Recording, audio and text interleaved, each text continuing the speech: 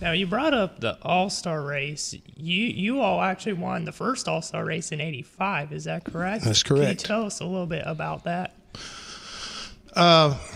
You got to start with the fact that whenever Winston made the announcement and said we're going to put up $200,000 to win this race, well, going back to Junior Johnson, Junior said, okay, guys, we're going to build us a special race car. And that's what we did. We went and went and talked to Banjo and started talking to people at Chevrolet, working with their aero engineers, and we literally built a car that was, I would call it futuristic for the time. It had, back then we didn't have side skirts, and back then we didn't let the race cars go down and get close to the racetrack as far as the frame was concerned.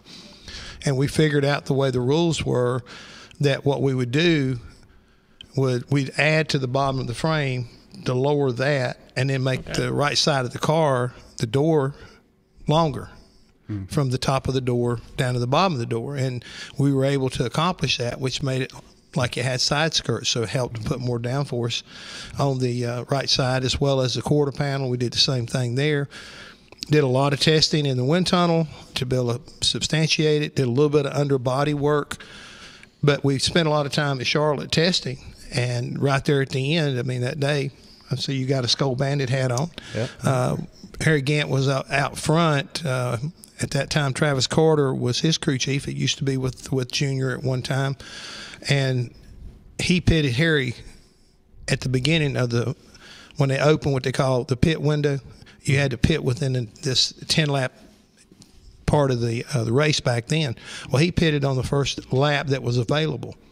And because of that, just like today, he had fresh tires, and we were on old tires, and he was able to stretch out his lead. Mm-hmm. We pitted on the last lap of that period. Mm-hmm. We weren't that familiar how this whole game was played, but once we came back out and realized how we were right at a straightaway or more behind Harry, with just very few laps to go, and I never will forget, Junior. So, we got to pick pace up. And I had been given lap times. I said, okay, Darryl, we got to pick pace up. And he was trying, but when Junior got his attention, it's when he called and said, Darryl, you want to win 200,000, you want to win 90. I want to win 200,000. And that was Darryl. He got up on the wheel and he called Harry going into turn one, and just, sailed that number 11 on the outside of the 33 going into one and brought it home. Wow. So it was pretty exciting finish, and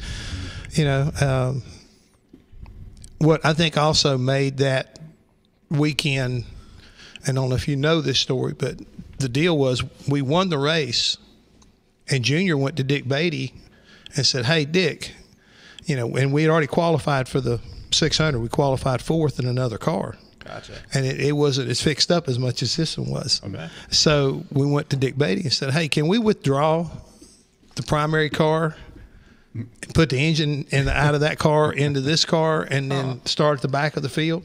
Yeah. Dick said, "Yeah, it's all right with me." Oh, really? Okay. Yeah, they said it was okay. So we went to working on it, and we'd blown the engine at the end of the race, so we had to clean all the oil system up and everything. So we went through a pretty long process on Saturday afternoon, working into Saturday night, trying to get things done, and come in real early Sunday morning, and we were swapping engines, and we'd already had the engine swapped. And Dick Beatty came over and said, "Hey, Junior, Jeff, come here, man. Daytona just called me and said that you can't do that. I was wrong, and they said, no, you can't withdraw a car and resubmit another car. That's not in the rule book right now, so you're going to have to run that car." Okay. So it's like Junior went ballistic. Dick, you lied to me. And he felt like he'd been lied to. Yeah. Poor Dick Beatty had been overruled by, Mr. France. So it was like, okay, Junior said, "Well, let's load the cars up. We're not going to run the race." And Darryl like, whoa, Junior, you got to calm down here. You got to calm down. We got to run this race. Yeah. So we start putting the car back together, and no joke, we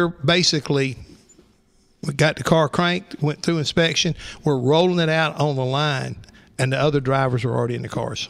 Wow.